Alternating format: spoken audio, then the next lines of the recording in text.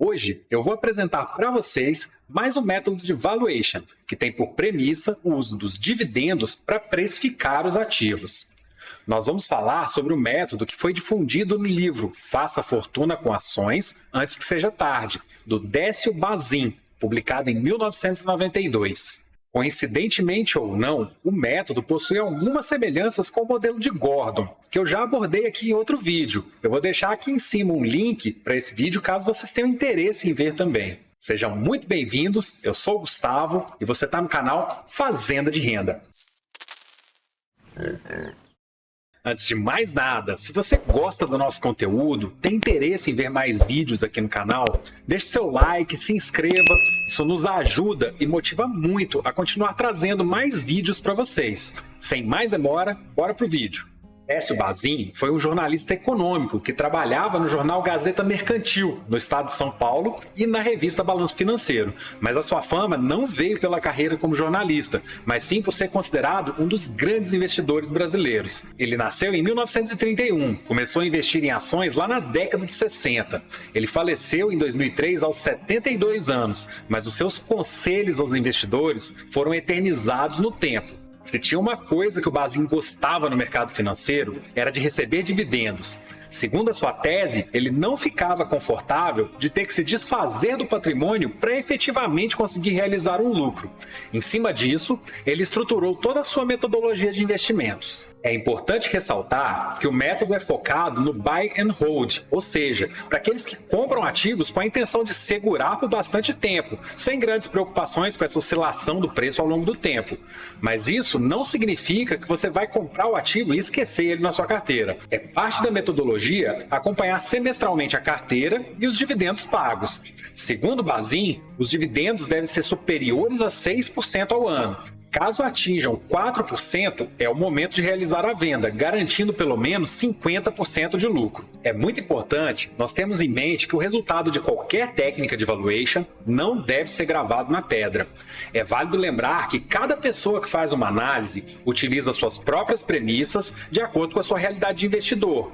Podemos dizer que a ideia não é acertar o valor, mas sim errar menos. Como mencionei no início do vídeo, o método de Bazin é muito parecido com o modelo de Gordon. Uma grande diferença está no fato que o Gordon traz para valor presente a projeção dos dividendos futuros, considerando um crescimento na perpetuidade. Já Bazin olha diretamente para os dividendos passados. Na fórmula original, Bazin pega os dividendos distribuídos nos últimos 12 meses e multiplica por 16,67. O produto encontrado é o preço-teto do ativo que está sendo analisado. Mas de onde que vem esse número 16,67? Ele é simplesmente o resultado da divisão de 100 por 6. Seria o mesmo que pegar os dividendos dos últimos 12 meses, multiplicar por 100 e dividir por 6. Olhando assim, dá a impressão de que é uma fórmula muito rasa para se precificar um ativo. Só que a metodologia do Bazin não para por aqui. Isso é somente um filtro inicial. Somente se o ativo passasse por esse filtro que o Bazin prosseguia com a análise. Após verificar que o ativo estava dentro do preço do limite e que pagava pelo menos 6% de dividendos ao ano, ele olhava para a recorrência dos dividendos, certificando que não havia nenhum lançamento não recorrente que poderia estar distorcendo esse resultado. Verificava a liquidez do ativo, que tinha que ser no mínimo de R$500 mil na média diária.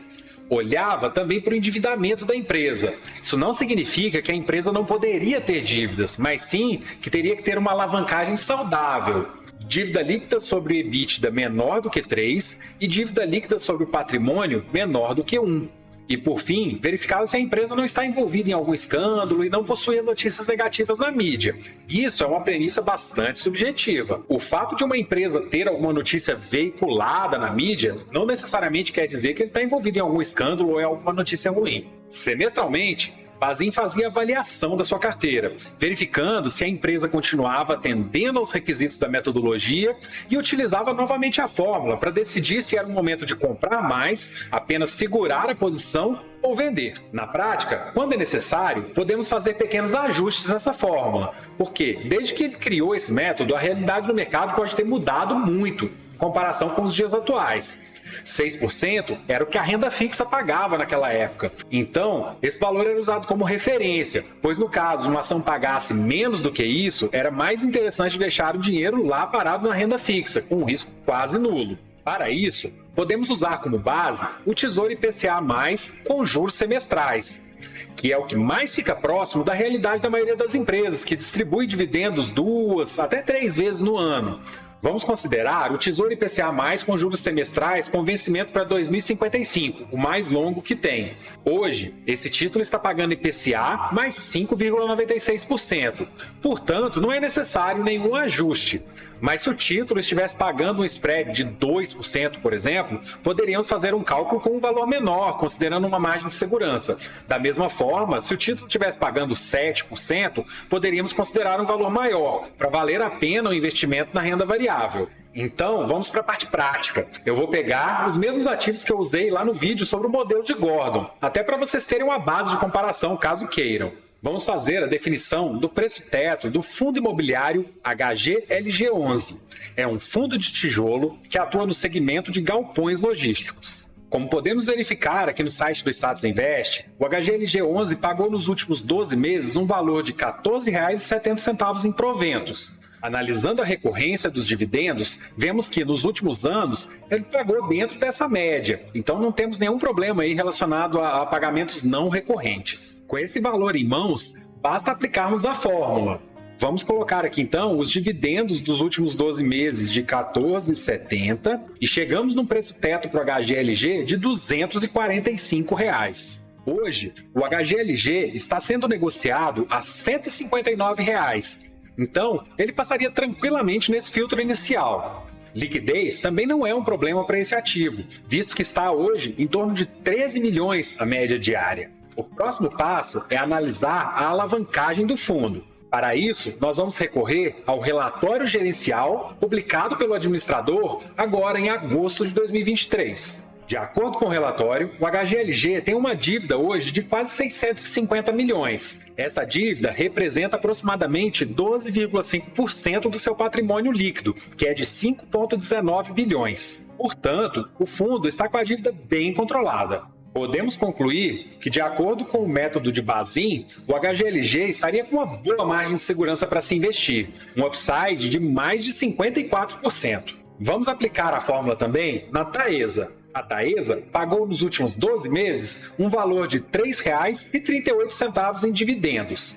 Analisando a recorrência dos dividendos, vemos que nos últimos anos ela pagou até um pouco mais do que isso, mas nenhum indicativo de que essa média esteja sendo enviesada por alguma coisa não recorrente. Então, basta aplicarmos esse valor de R$ 3,38 na fórmula e chegaríamos a um preço teto para a Taesa de R$ 56,36. Hoje, a Taesa está sendo negociada a R$ 34,14, então passaria tranquilamente também no filtro inicial. Liquidez também não é um problema para a Taesa, visto que está em torno de 67 milhões a média diária.